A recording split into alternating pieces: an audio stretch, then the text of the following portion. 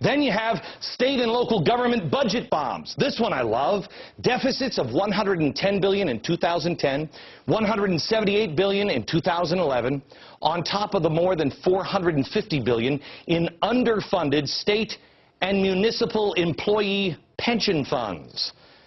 Gee, firefighters. Who's going to pay for all this? Who's going to pay for it? Then there's the underfunded corporate pension bonds. $409 billion deficit in underfunded pensions. The consumer debt bomb, our TVs.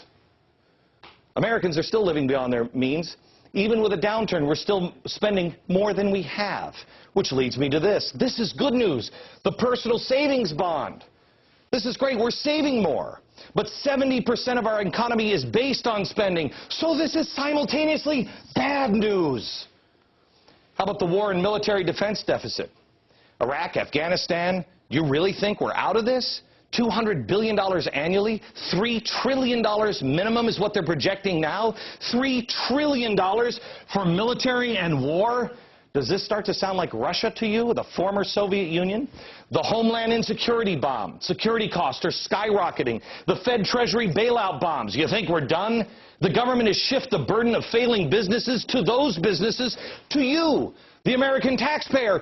Who do you think is going to pay for this? And this, and this, and this, and this? You are. How about the Washington lobbyists? Andy Stern, the unions, Goldman Sachs. They're deciding the future of our country, not you. The shadow banking derivatives bond. I love this one.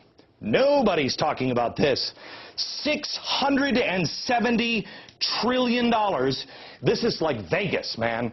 This is highly leveraged casino gambling. To put this into perspective, $600 trillion. If I take all of the GDP of all nations on planet Earth, how much is it?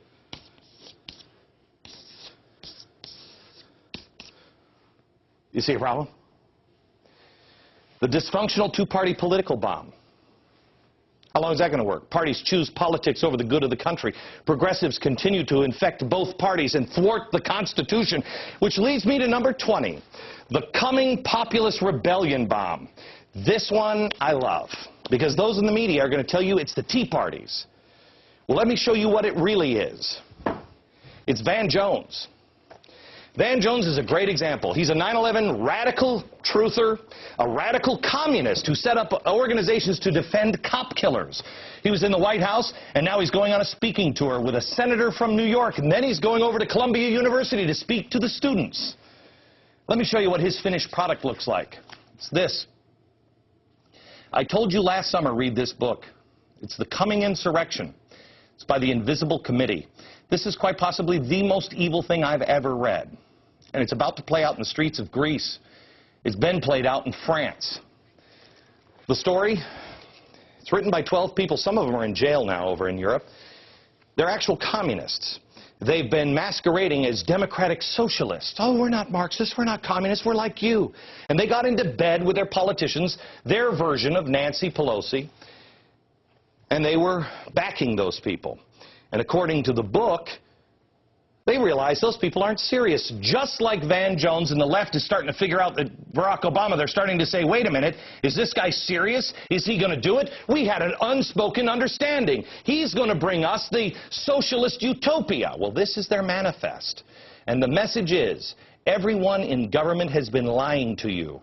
And that's why they call for the coming insurrection. This is evil stuff. These are the things that will free the worker. In it, one chapter on how to destroy the family. On Friday, I'm going to spend a full hour on Europe, because everything that's happening over there is going to play out over here if we're not careful. You have to know the truth of the coming insurrection. By the way, this is the first English translation of it. I told you to find it last summer. It was hard to find. You know, back east, it was hard to find, you know, this summer. Not hard to find today. We checked at the bookstores. Stanford, Berkeley. We got this at UCLA. I think Meghan McCain said it best when she the other day said she was I'm like a progressive Republican. And then she followed and she said, this.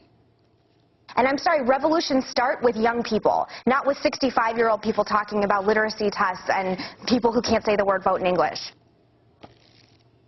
Like, she's right. Like, revolutions start with, like, young people. Like, I think, like Lenin used to call them, like, useful idiots. More on this on Friday. Next, I'm going to explain why it's impossible to spend our way out of debt. And maybe somebody in Washington will listen, but I'm going to show you what the consequences of not spending our way out of debt are. You decide. Next.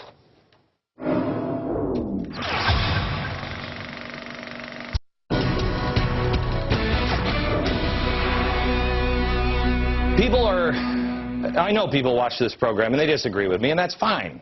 We should have disagreements in America. They'll tell you that what I've said in the last couple of years, which is stop spending, cut taxes, get out of debt. I was saying it during the Bush administration. They'll tell you in this situation it's a recipe for disaster. I have to tell you, in all honesty, they're partially right. Why I stick to this is because their solution is much, much worse. We're not looking at any good scenarios anymore. And the longer we wait, the worse it's going to be. The solution they're giving you right now is putting you into fantasy land. And when you wake up from the fairy tale, the bottom falls out. Now, if they were doing this and saying, prepare, prepare, prepare, then it would be okay, maybe. Let me explain. When we go into a recession, you always hear what we're hearing now. You got to spend your way out. Okay, well, if spending dips, government pumps more money into the system to keep the economy going. Okay? It's reasonable. If this were a normal time, a stimulus package may have worked great. I still wouldn't agree with it, but it may have worked. In this case, 2/3 of the money committed hasn't even been spent yet. 2/3. Why is that? In normal times, our debt may not be a huge problem, but we're not in normal times anymore with our debt. Our debt is huge. It's a gigantic problem because the debt is so massive. I read a story today. We may not mathematically be ever able to pay this debt off. What are we doing to our children? And the debt is getting worse. We know that the deficit from this year is $1.35 trillion, right? Our debt ceiling was just raised. This will cover us for the year, they say, if nothing happens, to $14.3 trillion.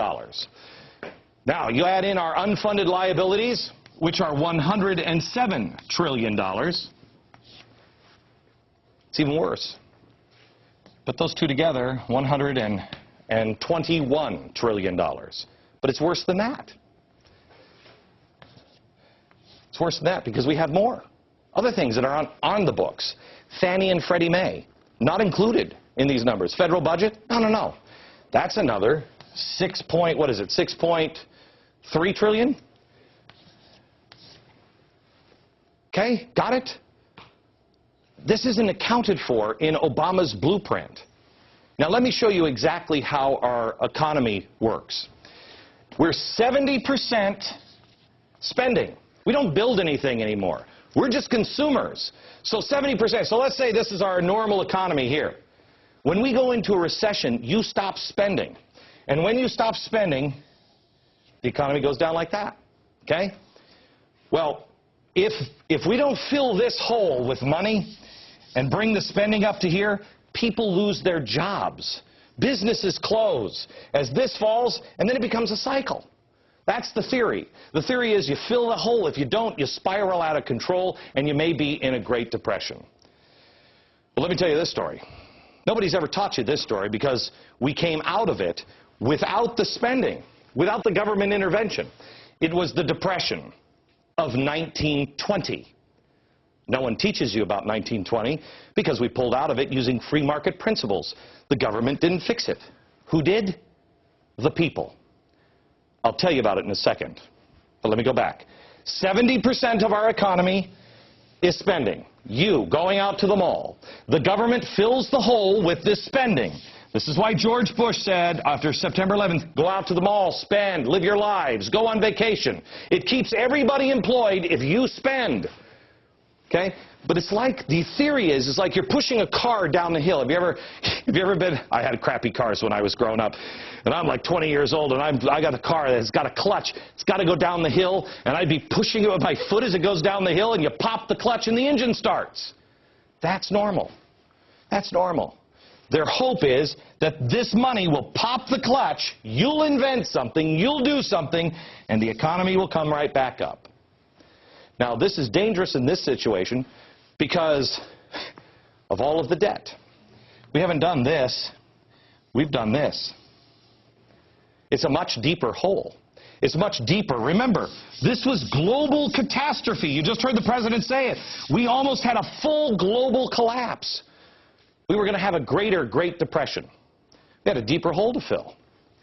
This time, that's a problem because we have all of this. How are we going to pay for it?